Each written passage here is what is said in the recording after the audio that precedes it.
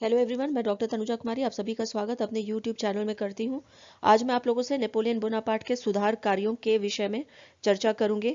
France के संदर्भ में सबसे महत्वपूर्ण तथ्य हमारे समक्ष 1789 की क्रांति के रूप में आता है और इस क्रांति ने न सिर्फ फ्रांस बल्कि पूरे विश्व को प्रभावित करने का कार्य किया था। इस क्रांति के संदर्भ में जो सबसे महत्वपूर्ण घटना घटित हुई थी वह यह है कि नेपोलियन बोनापार्ट का इसके पश्चात उदय हुआ था। नेपोलियन बोनापार्ट में अपने साहस और योग्यता के आधार पर फ्रांस के प्रधान सेनापति के रूप में कार्य किया था और इसके पश्चात उसने डायरेक्टरी में भी कार्य किया और 1804 में सीनेट ने नेपोलियन को फ्रांस का सम्राट घोषित कर दिया था। नेपोलियन के सुधार कार्यों के संदर्भ में जब हम अध्ययन करते हैं तो हम यह देखते हैं कि प्रथम काउंसिल के रूप में ही नेपोलियन ने यह प्रदर्शित कर दिया था कि वह एक बहुत ही अच्छा प्रशासक है। उसने स्थानीय प्रशासन संबंधी अधिनियम को पारित करके प्रीफेक्ट और उप प्रीफेक्ट की व्यवस्था भी की थी। नेपोलियन के द्वारा फ्रांस के लिए अत्यधिक महत्वपूर्ण सुधार कार्य किए गए थे। 1799 से 1803 तक नेपोलियन ने अपने आप को स्थापित करने तथा फ्रांस में एक सुदृढ़ प्रशासनिक व्यवस्था को स्थापित करने के लिए विभिन्न क्षेत्रों में अनेक सुधार कार्य को प्रारंभ किया था और सफलतापूर्वक इसे पूरा भी किया था। और यही कारण है कि नेपोलियन को आधुनिक फ्रांस के निर्माता के तौर पे याद किया जाता है। सच तो यह है कि फ्रांस में नेपोलियन ने सत्ता हासिल करते ही अपनी स्थिति तथा फ्रांस की स्थिति में सुधार करने के लिए जो सुधार किए उसकी पृष्ठभूमि में अराजकता और अव्यवस्था से ऊब चुकी जनता रही थी। फ्रांस की जनता को अराजकता और अव्यवस्था के स्थान पर एक सुव्यवस्थित शासन और कानून व्यवस्था और सामाजिक संरचना को उपलब्ध कराने के लिए नेपोलियन ने अनेकानेक सुधार कार्यक्रमों को अंजाम दिया था।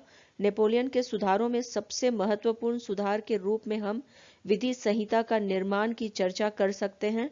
अब आगे वीडियो में मैं विस्तार से नेपोलियन बोनापार्ट के विभिन्न सुधारों पर तथा उसके प्रारंभिक जीवन पर चर्चा करूंगी।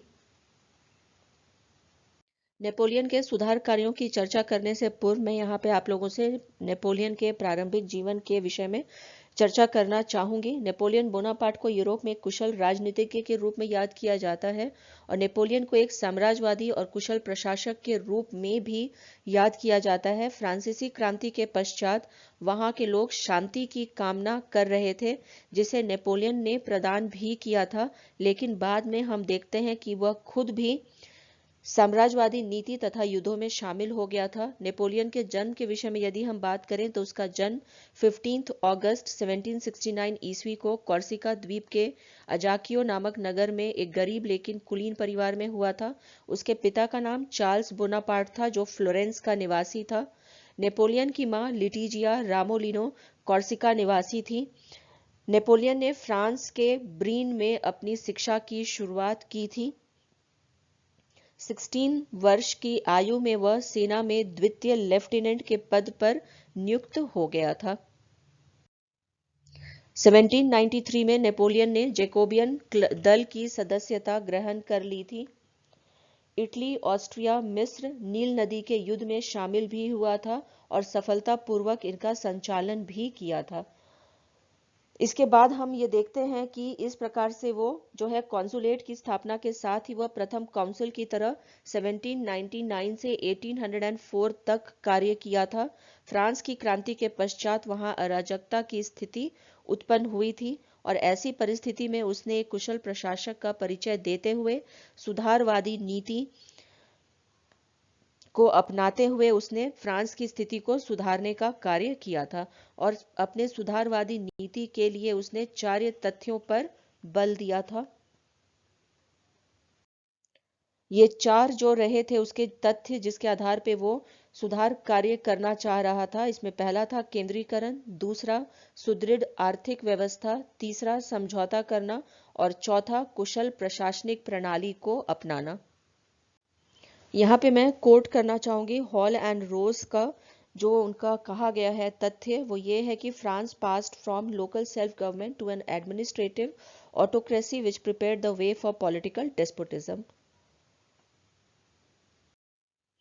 अब यहाँ पे यदि हम नेपोलियन के सुधार कार्यों के विषय में जब चर्चा करना चाहें तो उसमें सर्वप्रथम हम कह सकते हैं कि फ्रांस की व्यवस्था में उसने किस प्रकार से सुधार कार्य किया था, इसके विषय में यहाँ पे चर्चा करनी होगी। फ्रांस को पुनः नए तरीके से स्थापित करने की आवश्यकता उस समय महसूस हुई थी। नियुक्ति की प्रक्रिया भी प्रारंभ हुई थी। न्यायाधीशों की नियुक्ति फर्स्ट काउंसिल के द्वारा किया जाता था। विभागों का निर्माण किया गया था और हर एक विभाग का प्रधान योग्यता के आधार पर नियुक्त किया जाता था।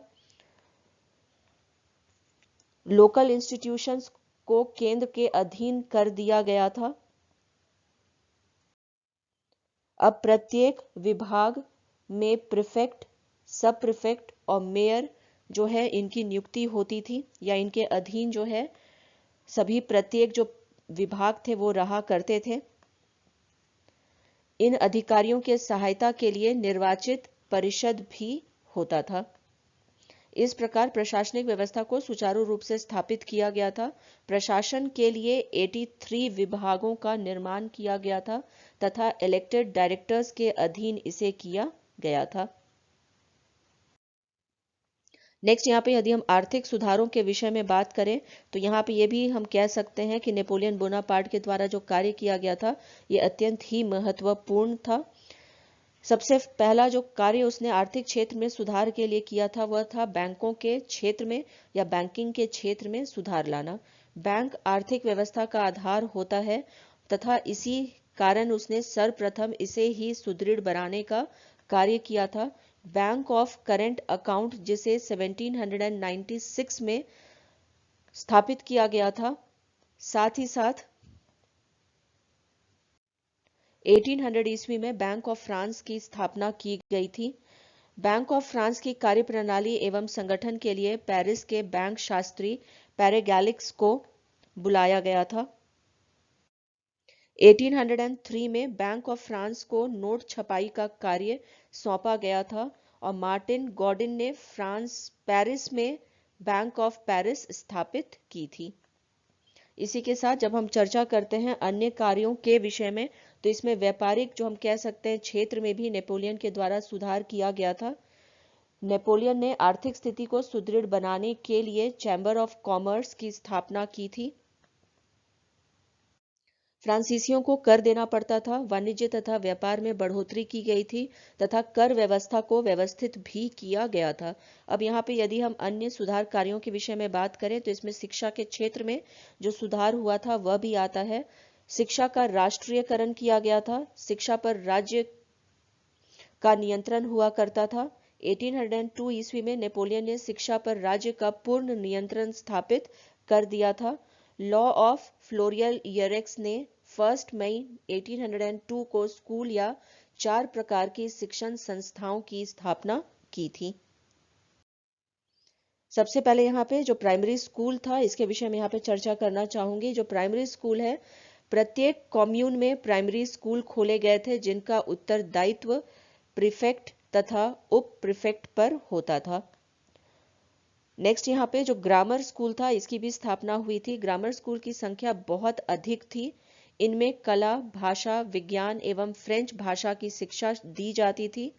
नेक्स्ट जो है यहाँ पे हाई स्कूल के विषय में भी हमें जो है जानकारी मिलती है। इन स्कूलों को सी लाइसिस भी कहा जाता था तथा बड़े शहरों में ये हुआ करते थे। इन स्कूलों के अध्यापकों की नियुक्ति तथा वेतन देने का कार्य सरकार का होता था। नेक्स्ट यहाँ पे यदि हम विशेष जो स्कूल होते थे उसकी यदि चर्चा करें तो इसकी व्यवस्था भी की गई थी। प्रथम जिनमें कला तथा विज्ञान की शिक्षा दी जाती थी और दूसरा जिनमें व्यावसायिक शिक्षा का प्रबंध किया जाता था। उदाहरणतः जैसे कि सैनिक स्कूल, सिविल सेवा स्कूल इत्यादि।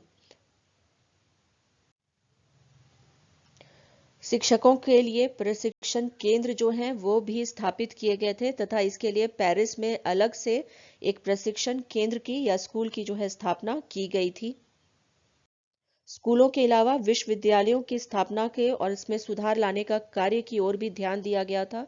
नेपोलियन द्वारा कई विश्वविद्यालयों को खोला गया था जिनमें इंस्टीट्यूट ऑफ फ्रांस में तकनीकी शिक्षा प्रदान की जाती थी और इंपीरियल यूनिवर्सिटीज भी खोले गए थे। इसी के साथ अपने इस चर्चा को यहीं पे विराम देती हूँ। नेक्स्ट वीडियो में मैं आप लोगों से बात करूंगी जो अन्य सुधार कार्य नेपोलियन के द्वारा किए गए थे। यदि आज का ये वीडियो आप लोगों को पसंद आया हो तो प्लीज़ इसे लाइक करें और शेयर करें तथा मेरे YouTube चैनल को सब्सक्राइब करें। Thank you. Stay connected.